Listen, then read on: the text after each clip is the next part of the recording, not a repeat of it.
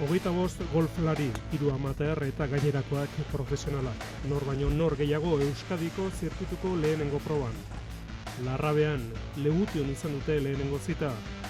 Legurin urte amaieran jokatuko den bi eguneko final handirako sosak eta puntuak batzea helburu. Arabako txapela irabazteaz gain noski.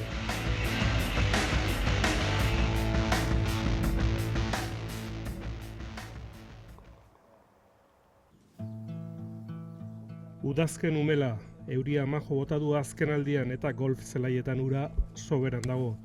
Ez usteko bitxiak gertalitezke kale berdeetatik atera ezkero. Etzen egun hasteko modurik onena izan Filip Keribelentzat, eta ez zirudien iragarpen ona. Irakaskuntzan murgilduta daude profesional gehienak, Europako zirkuituetan lehiatzeko aukera duten bakar batzu ere badaude. Borja Etxar, kasu.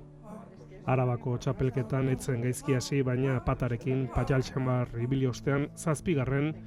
amaitu zuen Edu Zeiesekin eta Igor Izulainekin berdinduta. Partidu berean zijoan Jon Galdos onena izan zen amaterren artean. Kolpe hau Iñaki Alustizarena da. Honek ere ez zuen bere eguna izan. Bogiak parrak baino errazago egiten zituen. Iaz 2. geratu zen zelai honetan jokatutako txapelketan. Iban Irazustak irabazi zuen orduan, baina ez bat eta ez bestea aurten ez dira gai izan buruan sailkatzeko. Favorito izatearen zama Mikel Galdosek eraman zuen.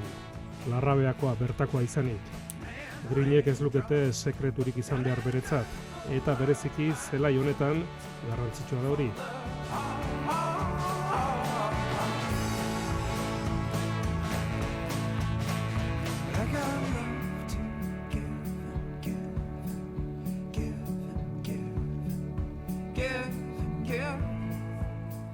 Zakur zaharrak zituen atzetik, Álvaro Prat, Luis Miota eta Iñaki Alustiza.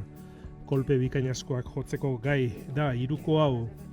Eta Álvaro Pratek jo zuen eguneko onena, bitxiena. Larrabeako 5. zuloa amaitzeko kolpe bakarra nahikoa izan zuen Álvaro Pratek. Guztientzako txanpaina agindu zuen, legeak dioen bezala.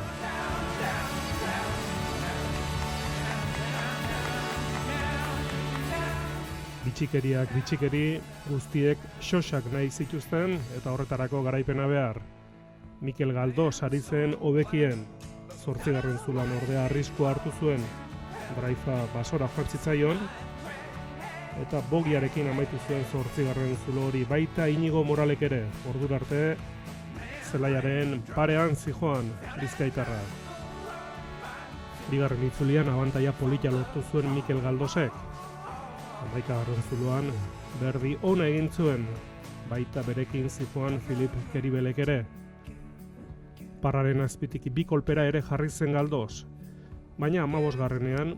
uretara joan ziren, bai Galdos, baita jokalari lapurtarra ere. Parraren gainetik kolpe batekin, 73 kolpoarekin amaitu zituen lanak Keribelek. Volví al par ahí en el hoyo 15 y bueno, me equivoqué de palo, cogí un hierro 7 y la dejé en el lago. Y ahí es donde he hecho un doble bogey, sí, que me ha costado un poco. Y después en el 16, bueno, me he metido un approach desde fuera con una caída bastante pronunciada y eso me ha remontado un poco al final.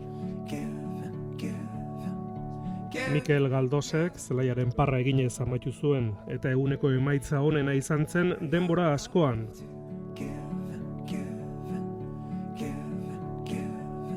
Atzetik zetozenen artean Juan Ángel Rosillo nabarmendu behar. 12. zuloko berdi honekin, parraren azpitik 2 kolperekin buruan jarri zen.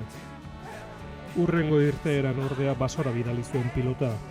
Uretara ere bai beste bat, eta 17an ez zuen berdirik lortu. Lidertza lortzeko berdi hori behar zuen, edo azken zulokoa. Jaime Herrerori ere, erabat okertu egin zitzaizkion gauzak 17. zulo horretan. Eta garaipena lortzeko pata zen Rosiorena 18.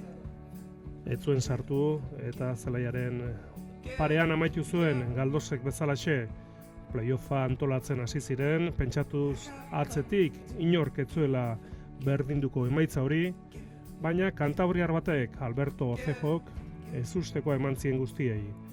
Berdi egin zuen 17. zuloan, 2 pat nahikoa zituen irabazteko, eta 2 ez, bakarra behar izan zuen, berdia eta txapela eramateko. Bueno, sí ha sido un buen final, con 2 verdis a los 2 últimos. La verdad que aguantando un poquito la tensión porque sabía que la vuelta podía estar ahí para poder estar entre los primeros y bueno, ha salido bien, la verdad. Normalmente juego este circuito, también el circuito de Cantabria, normalmente, a veces un poquito el nacional, lo que se puede, pero bueno, sí, soy habitual de ella, gracias a la Federación y a la PG de este circuito.